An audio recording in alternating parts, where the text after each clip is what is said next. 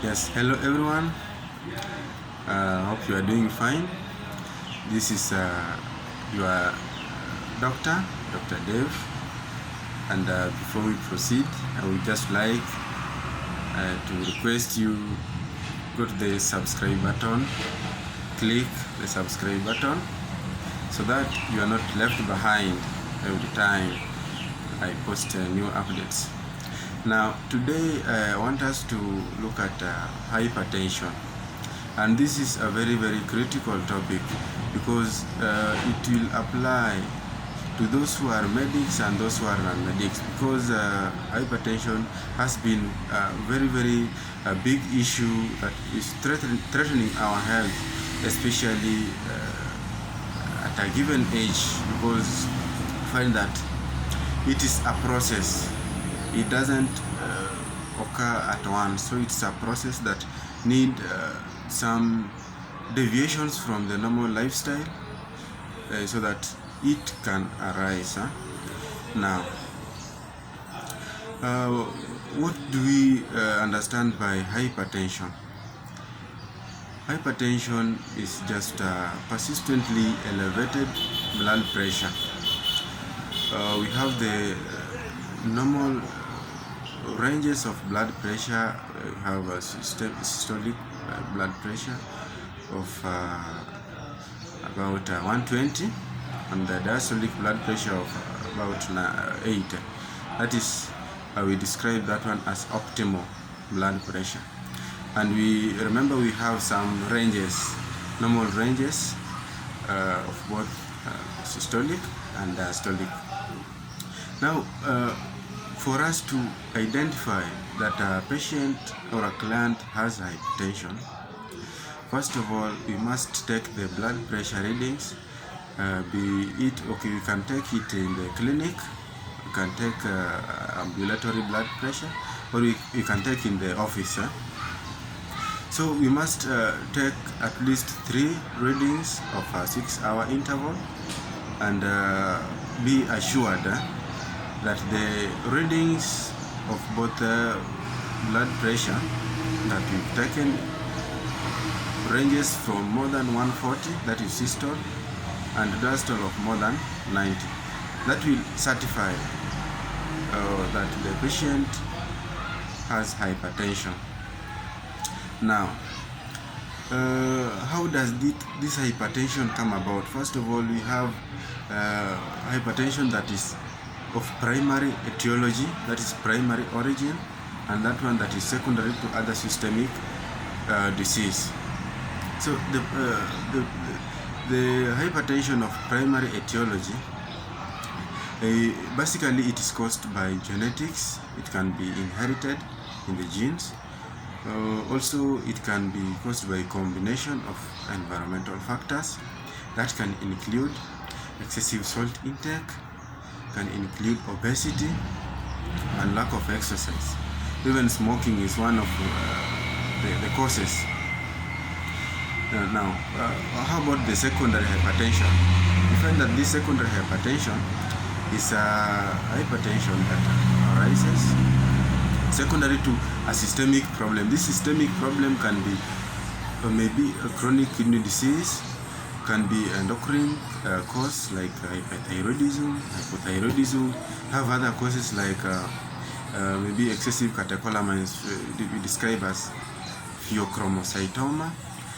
We can also have things like excessive cortisol in the body. We can also have hyperaldosteronemia, described as Crohn's disease. So those are some of the causes or secondary causes of hypertension. And what is important with the hypertension, we always need to be very, very keen on hypertension, because you find that most of the time it doesn't have any symptoms unless it has reached a point where the complications are developing. And these complications can be maybe stroke, can be maybe congestive heart failure, can be maybe pulmonary edema, peripheral vascular disease, myocardial infarction, and more. others. So you find that a patient with the history of hypertension only has identifiable symptoms when already the patient is having the complications of the hypertension. That is why we need to be very, very keen on this. Now, can we just briefly go through the pathophysiology of hypertension? And you find that hypertension, majorly it revolves between these factors, that is cardiac output, peripheral vascular resistance, and sodium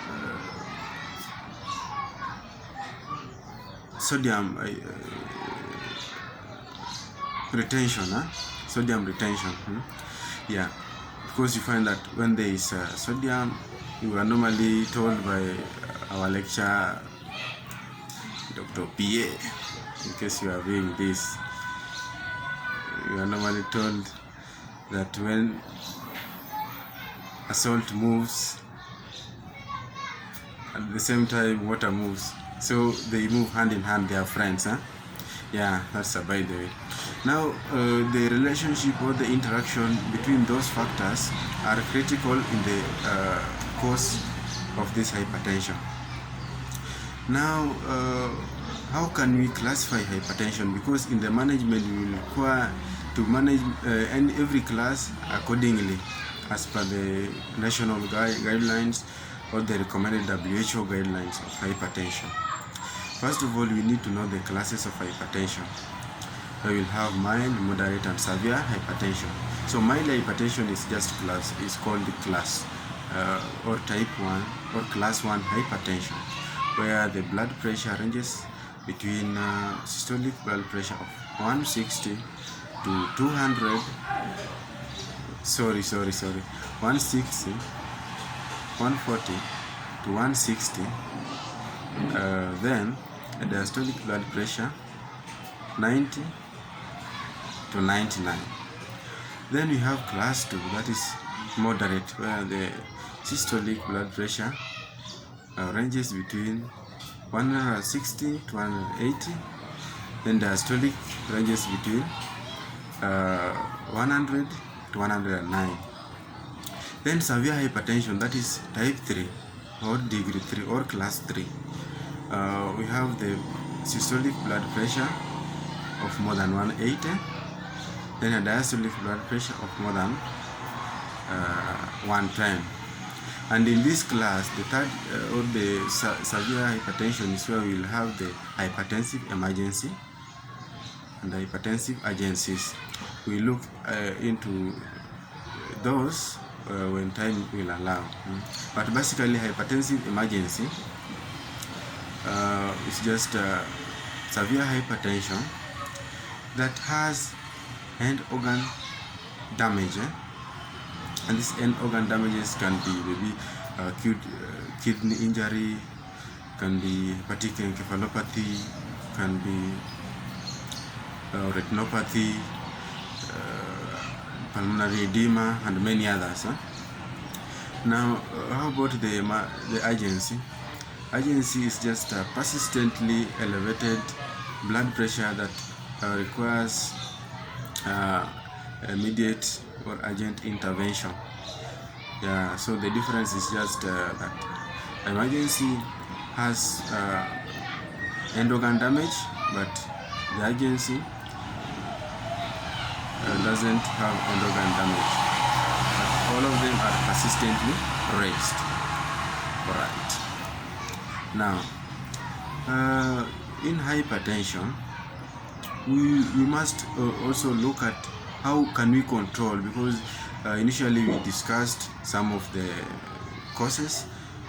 We got the primary causes, secondary causes, and we find that when we control these primary causes, we will be safe, because you find that most of the preventive measures are just lifestyle modification.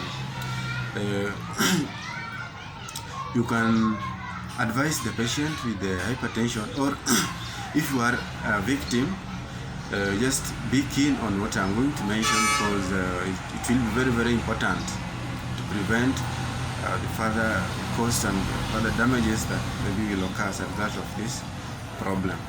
So number one, in lifestyle modification, we have reduced salt intake. Number two, cessation of smoking, avoid smoking. Then number three, we have exercise, physical activity. Then number four, we have weight loss. You lose weight if you are obese, BMI of over 25. No, obese is someone with BMI of over 30. So you make sure that your BMI you maintain at maybe 25 and below. That one will be safe. So those are some of the lifestyle modifications that if you adhere to, you will be on a safer side. Now, how can we go about the management, the pharmacological management of this condition?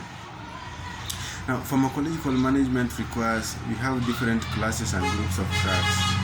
We have a class of drugs called diuretics. We have a class of drugs called calcium channel blockers. We have another class called angiotensin converting enzyme inhibitor. Then we have a class known as angiotensin receptor blockers. Yeah, then we have a class that is known as vasodilators. Then we also have a class known as beta blockers. So briefly, when I mentioned maybe some of these drugs in every class, you have the class of diuretics. You can have thiazide diuretics, where you have hydrochlorothiazide, pentochlorothiazide. Calcium channel blockers, you can have a drug known as nifedipine and bodipine. Then angiotensin converting enzyme inhibitor, have captopril, enalapril. Then ARB, that is angiotensin receptor blocker, have a drug known as valsartan. Then the class of beta blockers, we have a drug like propranolol, atenolol, metalol, and many others. Then vasodilators, we have a drug known as hydralazine. Now, how do we go about the management? When a patient comes to you for the first time with the elevated blood pressure, or you've confirmed or diagnosed that the patient has hypertension, first of all, you classify the grades of the hypertension. Find that if we have class 1, 2, and 3, we manage them differently, because the degree of damage is different. So in class 1, we normally advise to monitor for at least 3 months, while advising the patient to adhere to the lifestyle modifications. Then class 2 and 3 is where we initiate drugs, and we must be very, very keen through following the protocol and the guidelines in order not to bring damage rather than benefit. So first of all, the first line medication of hypertension, we normally use one of the diuretics and have hydrochlorothiazide. This is in class 1 hypertension, and we monitor the response. If maybe the patient is not responding, we can add a drug like okay, it will depend with the patient's condition, so I don't want to go into detail, because I mentioned some of these drugs. You can add ACEI, you can add calcium channel blocker, or any of them. If the patient is not compatible with those, you can add ARB. Yeah, until maybe that point that the patient will respond. So we use combination differently according to the health conditions of the patient. So that one, there is no strict rule of using maybe only given drugs, as you will be advised by your medical practitioners or professionalists. Now, before I wind, I would request that every one of us, everyone who is watching this video, you keep in touch with the level of your blood pressure by going for blood pressure checkup after every given period, maybe 3 months, the doctor, so that we identify before the damage occurs. Thank you. And before you quit, I advise that you subscribe to my channel. I hope you've enjoyed that small lecture on hypertension. Thank you very much. This is Dr. Dave. Click the subscribe.